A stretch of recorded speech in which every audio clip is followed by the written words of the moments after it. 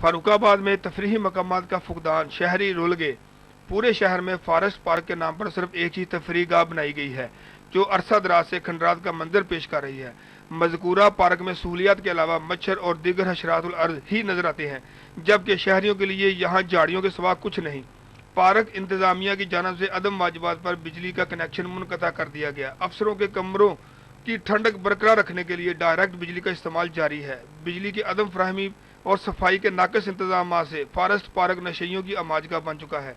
आवाम का कहना है कि और यहाँ पे सैर व तफरीह के लिए कोई मकामात इतना खास नहीं है। ये एक छोटा सा पार्क है जिसकी आप हालत देख सकते हैं। यहाँ पे कोई भी इतनी सहूलत मैसर नहीं है। वज़ीर आला पंजाब से हमारी अपील है कि फरुखाबाद में कम से कम 2 एकड़ के 3-4 पार्क बनाए जाएं।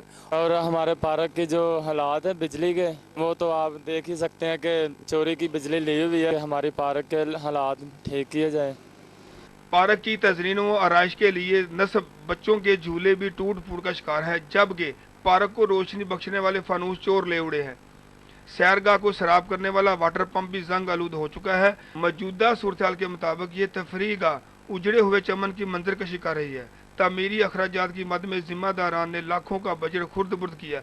मकामी लोग पार्क की हालत ज़ार पर सियासी क़यादत से नाला हैं।